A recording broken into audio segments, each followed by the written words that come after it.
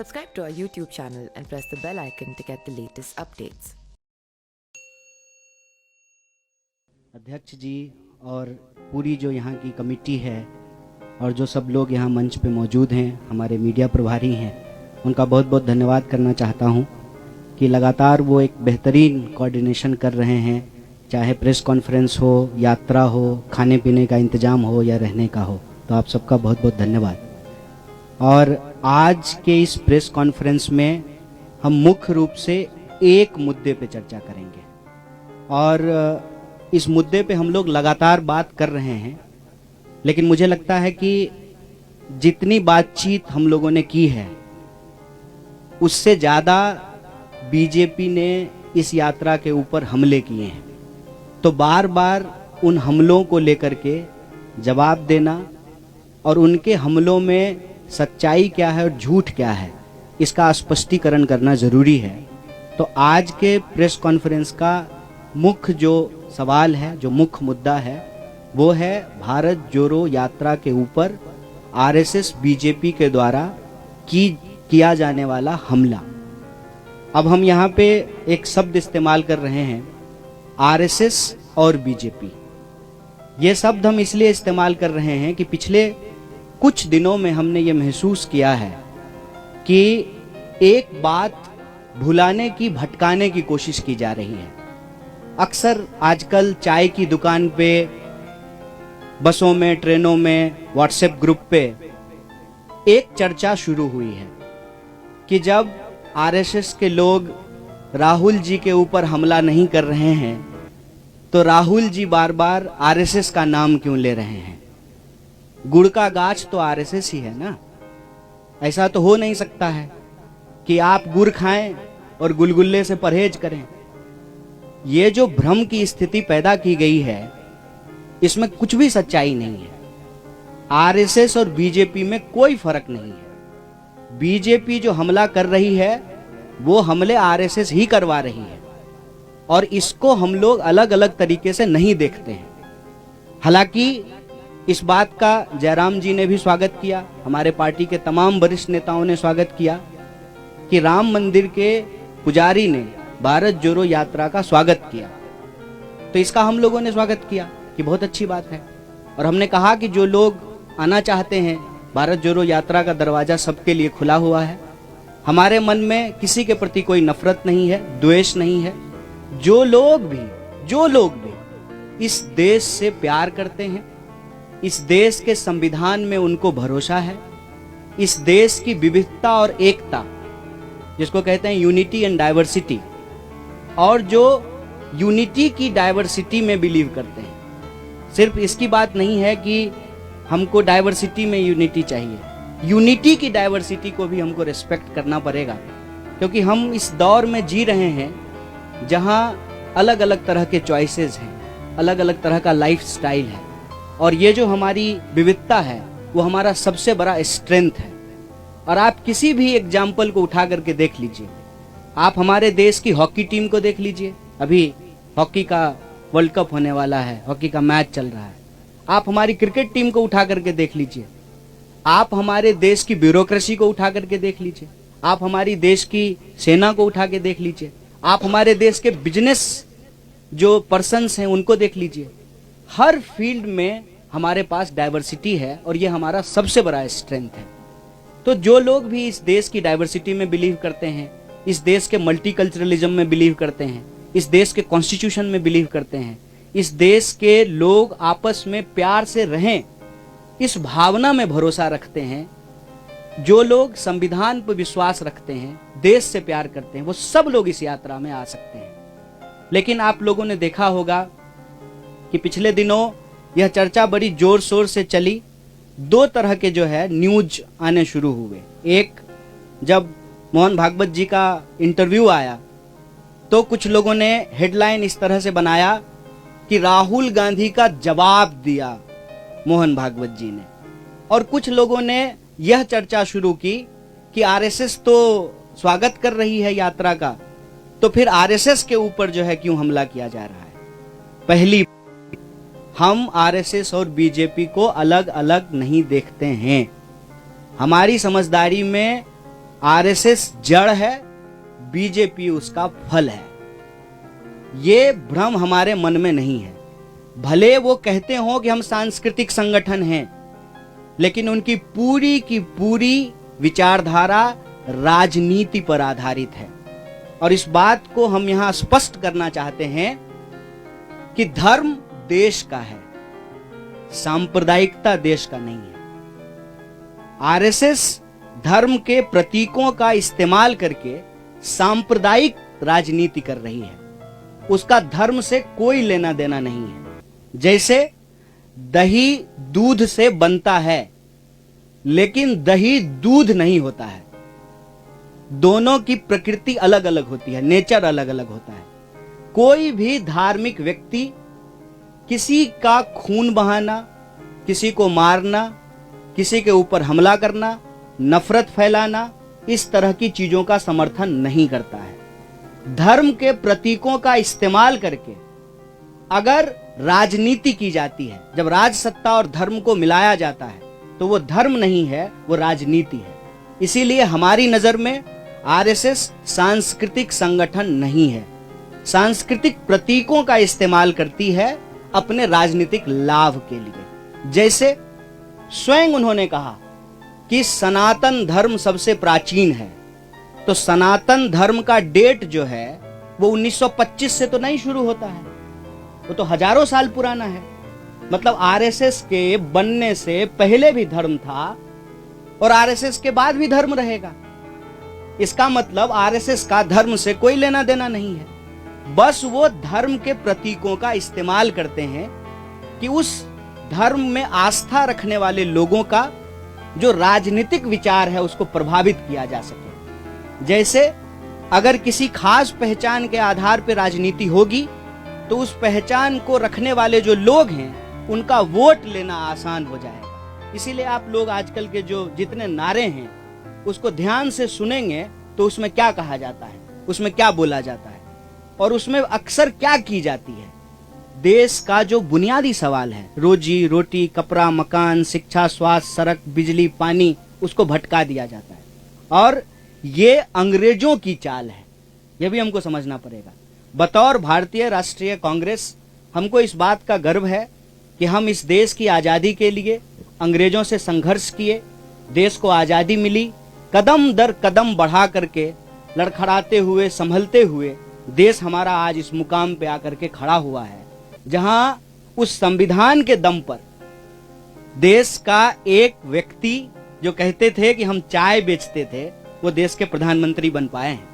तो सबसे सर्वोच्च जो है वो संविधान है और इस संविधान की रक्षा करना हमारी पार्टी का कर्तव्य है।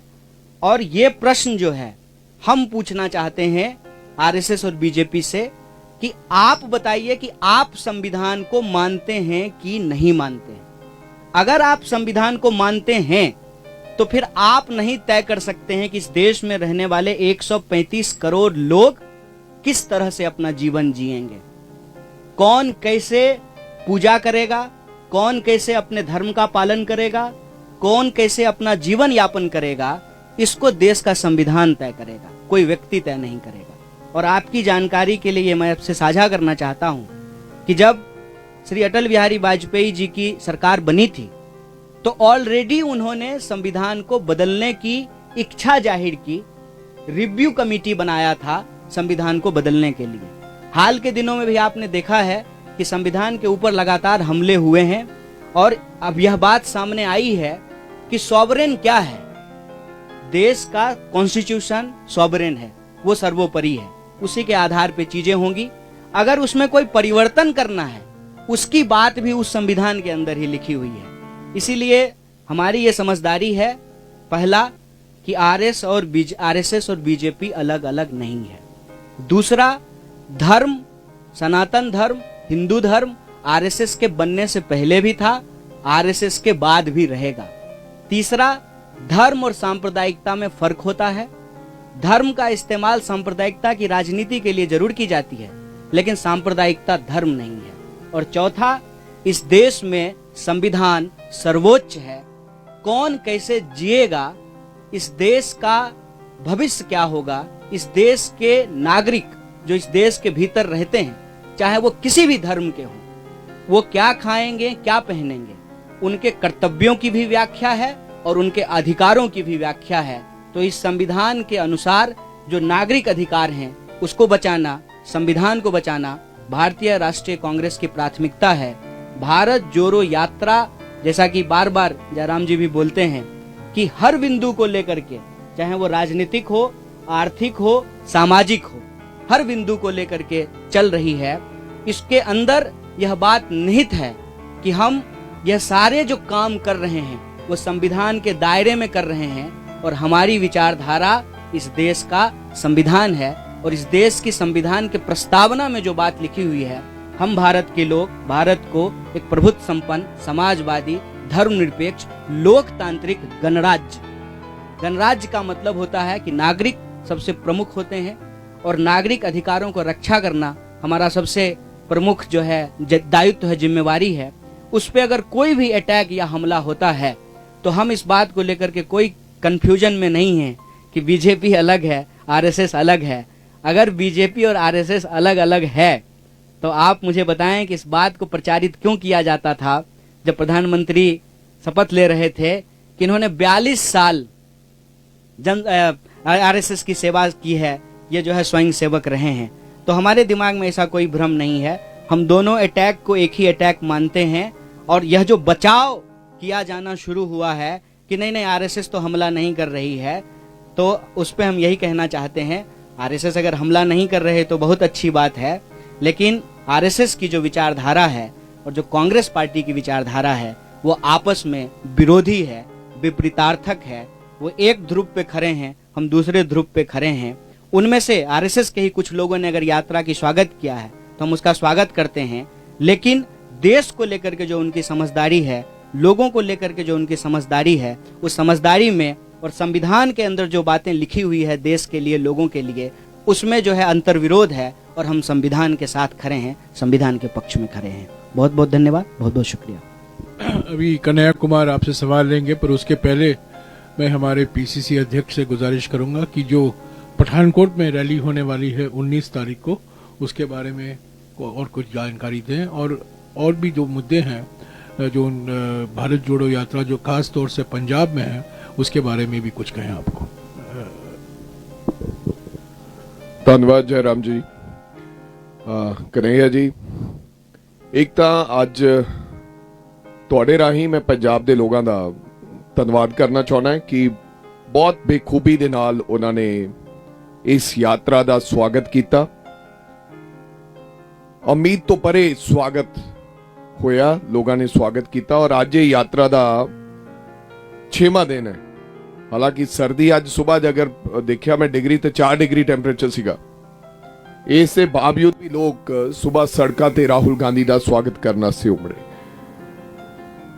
ਅੱਜ ਇਹ ਯਾਤਰਾ ਹੁਣ ਇਸ ਤੋਂ ਬਾਅਦ ਟਾਂਡਾ ਉਡਮਰ ਜਾਏਗੀ, ਉੱਥੇ ਰਾਤੀ ਰੁਕਾਂਗੇ ਔਰ ਉਸ ਤੋਂ ਬਾਅਦ ਕੱਲ ਨੂੰ ਇੱਕ ਦਿਨ ਦੀ ਯਾਤਰਾ ਚੱਲੇਗੀ, ਫਿਰ ਮੁਕੇਰੀਆਂ ਸਟੇ ਹੋਏਗਾ ਤੇ ਫਿਰ ਹਿਮਾਚਲ ਦੇ ਵਿੱਚ ਇਹ ਯਾਤਰਾ ਰਹੇਗੀ। ਤੇ ਠੀਕ 19 ਤਰੀਕ ਨੂੰ ਲਗਭਗ 11:30-12 ਵਜੇ ਇੱਕ ਅਸੀਂ ਪਠਾਨਕੋਟ ਵਿਖੇ ਰੈਲੀ ਕਰਾਂਗੇ ਔਰ ਰੈਲੀ ਨੂੰ ਸੰਬੋਧਨ ਰਾਹੁਲ ਗਾਂਧੀ ਜੀ ਕਰਨਗੇ ਔਰ ਉਸ ਤੋਂ ਬਾਅਦ ਇਹ ਯਾਤਰਾ 6 ਕਿਲੋਮੀਟਰ ਦਾ ਆਪਦਾ ਜਿਹੜਾ ਸਫ਼ਰ ਤੈਅ ਕਰਦੇ ਹੋਏ, ਯਾਤਰਾ ਕਰਦੇ ਹੋਏ ਫਿਰ ਇਹ ਯਾਤਰਾ ਜੰਮੂ ਦੇ ਵਿੱਚ ਪ੍ਰਵੇਸ਼ ਹੋ ਜਾਏਗੀ। ਸੋ ਸਾਥੀਓ, ਇਸ ਯਾਤਰਾ ਦੇ ਨਾਲ ਮੈਂ ਸਮਝਦਾ ਕਿ ਅੱਜ ਬਹੁਤ ਸਾਰੀਆਂ ਮਹਿਲਾਵਾਂ ਵੀ ਰਾਹੁਲ ਗਾਂਧੀ ਜੀ ਨੂੰ ਆ ਕੇ ਮਿਲੀਆਂ। तमाम मुद्दों ते इस यात्रा दे नाल जिहड़े पंजाब दे लोग है, पंजाब दे पीड़ित लोग आ, उन्होंने बल मिलेगा और बहुत सारे ऐसे मुद्दे है। ये यात्रा केवल राहुल गांधी जी यात्रा करके चले जाएंगे, उस तो बाद पंजाब प्रदेश कांग्रेस कमेटी इस यात्रा दे मुद्दों नूं लैके असीं आउण वाले समय जिहड़े तमाम मुद्दे है पंजाब दे, ਉਹਨਾਂ ਦੀ ਲੜਾਈ ਅਸੀਂ ਨਿਰੰਤਰ ਸੜਕਾਂ ਤੇ ਆਉਣ ਵਾਲੇ ਸਮੇਂ 'ਚ ਲੜਾਂਗੇ ਔਰ ਇਹ ਯਾਤਰਾ ਜਾਣ ਤੋਂ ਬਾਅਦ ਜਦੋਂ 30 ਤਰੀਕ ਨੂੰ ਸਮਾਪਤ ਹੋ ਜਾਏਗੀ ਔਰ ਵਿਧਾਨ ਸਭਾ ਦੇ ਵਿੱਚ ਵੀ ਇਹਨਾਂ तमाम ਮੁੱਦਿਆਂ ਦੀ ਅਸੀਂ ਇਹ ਮੁੱਦੇ ਚੱਕਾਂਗੇ ਤੇ ਲੜਾਈ ਲੜਾਂਗੇ। ਸੋ ਮੈਂ ਜ਼ਿਆਦਾ ਕੁਝ ਨਾ ਕਹਿੰਦਾ ਹੋਇਆ ਬਹੁਤ ਸਾਰੇ ਐਸੇ ਮੁੱਦੇ ਆ ਔਰ ਇਸ ਯਾਤਰਾ ਦੇ ਨਾਲ ਕਾਂਗਰਸ ਦਾ ਵਰਕਰ ਜਿੱਥੇ ਤਕੜਾ ਹੋਇਆ ਹੈ, ਦੱਬੇ ਮਿੱਦੇ ਕੁਚਲੇ ਉਹਨਾਂ ਲੋਕਾਂ ਨੂੰ ਇਸ ਗੱਲ ਦਾ ਬਲ ਮਿਲਿਆ ਇਸ ਯਾਤਰਾ ਦੇ ਨਾਲ ਕਿ ਹੁਣ ਸਾਡੀ ਆਵਾਜ਼ ਬੁਲੰਦ ਕਰਨ ਵਾਲਾ ਕੋਈ ਵਿਅਕਤੀ ਦੇਸ਼ ਦੇ ਅੰਦਰ ਹੈਗਾ। ਔਰ ਜਿਸ ਤਰ੍ਹਾਂ ਕਨਈਆ ਕੁਮਾਰ ਜੀ ਨੇ ਕਿਹਾ ਕਿ ਬਿਲਕੁਲ ਇਹ ਆਰਐਸਐਸ ਦੀ ਜਿਹੜੀ ਸੋਚ ਹੈ ਉਹਦੇ ਨਾਲ ਸਾਡੀ ਸਿੱਧੀ ਲੜਾਈ ਹੈ। ਔਰ ਹਮੇਸ਼ਾ ਅਸੀਂ ਬੋਲਦੇ ਕਹਿੰਦੇ ਕਿ ਆਰਐਸਐਸ ਦੀ ਵਿਚਾਰਧਾਰਾ ਜਿੰਨਾ ਚਿਰ ਕਾਂਗਰਸ ਪਾਰਟੀ ਹੈ, ਔਰ ਮੈਂ ਇਸ ਤੋਂ ਵੀ ਵੱਧ ਕਰਾਂਗਾ ਜਿੰਨਾ ਚਿਰ ਰਾਹੁਲ ਗਾਂਧੀ ਔਰ ਗਾਂਧੀ ਪਰਿਵਾਰ ਹੈ, ਹਾਲਾਂਕਿ ਵਾਰ-ਵਾਰ ਅਟੈਕ ਕੀਤਾ ਜਾਂਦਾ ਹੈ ਗਾਂਧੀ ਪਰਿਵਾਰ ਤੇ, ਉਹਨਾਂ ਚਿਰ ਇਸ ਦੇਸ਼ ਦੇ ਉੱਤੇ ਆਰਐਸਐਸ ਦੀ ਵਿਚਾਰਧਾਰਾ ਲਾਗੂ ਨਹੀਂ ਹੋ ਸਕਦੀ। ਬੇਸ਼ੱਕ ਉਹ ਤਾਕਤ ਦੇ ਨਾਲ ਕਈ ਰਾਜਾਂ ਦੇ ਵਿੱਚ ਆਪਦੀ ਸਰਕਾਰ ਤਾਂ ਬਣਾ ਸਕਦੇ ਹੈ, ਜਿਸ ਤਰ੍ਹਾਂ ਉਹਨਾਂ ਨੇ ਕਬਜ਼ਾ ਕੀਤਾ ਹੋਇਆ ਹੈ, ਇਸਤੇਮਾਲ ਕਰ ਰਹੇ ਹੈ, ਦੁਰਉਪਯੋਗ ਕਰ ਰਹੇ ਹੈ ਹਰ ਚੀਜ਼ ਦਾ, लेकिन विचारधारा आरएसएस दी इस देश पे लागू नहीं हो सकती।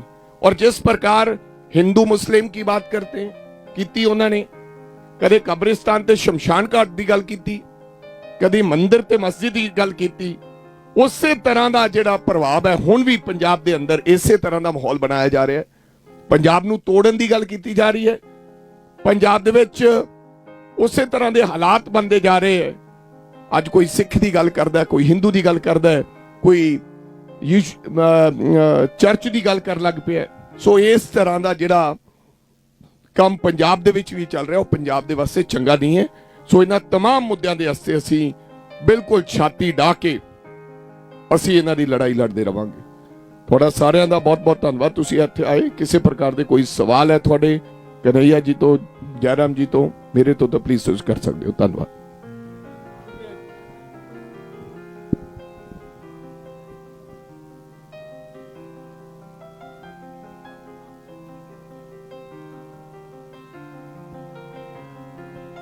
नहीं, ये मैंने आपको हिस्टोरिकल फैक्ट बताया है कि रिव्यू कमेटी बनाई गई थी जब वो प्रधानमंत्री बने थे। संविधान में संशोधन होते रहे हैं और अभी आप देख रहे हैं कि इसको लेकर के बहुत विवाद चल रहा है कि अभी जो है एक कॉन्स्टिट्यूशनल पोजीशन पे बैठे हुए व्यक्ति ने जो है स्टेटमेंट दिया, उसके बाद जो है ये बहस हो गई कि सॉवरेन क्या है, पार्लियामेंट सॉवरेन है कि कॉन्स्टिट्यूशन सॉवरेन है। तो अल्टीमेटली तो पार्लियामेंट कैसे फंक्शन करेगी ये बात भी तो कॉन्स्टिट्यूशन में लिखा हुआ है। तो कॉन्स्टिट्यूशन तो सबसे ऊपर है। संविधान में भी अगर आपको कोई रिव्यू करना है, उसमें कोई संशोधन करना है, और संविधान के कई संशोधन हुए हैं, उसकी बात भी तो संविधान में ही लिखी हुई है।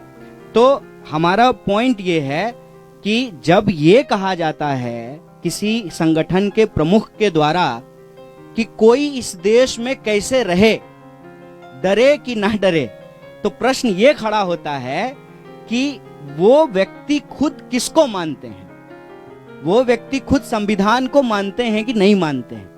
अगर मोहन भागवत जी संविधान को मानते हैं तो फिर उनको कोई बात अलग से कहने की जरूरत तो नहीं है।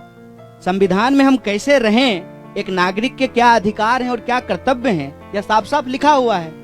हमारे संविधान में ये लिखा हुआ है ना कि इस देश का नागरिक होने के चलते आप अपनी धार्मिक मान्यता और विश्वास को मानने के लिए स्वतंत्र हैं, तो साफ साफ लिखा हुआ है।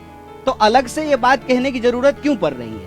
अब प्रश्न उठता है कि संविधान मानते हैं कि नहीं मानते हैं।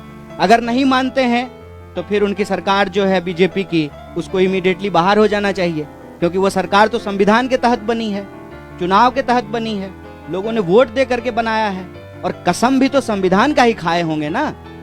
सारे एमपी, सारे मिनिस्टर, सारे चीफ मिनिस्टर, प्राइम मिनिस्टर, कसम तो संविधान का ही खाया है ना। अगर नहीं मानते हैं तो फिर संविधान का कसम क्यों खा रहे हैं? तो ये अंतर विरोधी बात है, हम ये कह रहे हैं। और ये अंतर विरोधी बात क्यों बोली जाती है, उसके दो कारण हैं, समझना जरूरी है। जैसे हर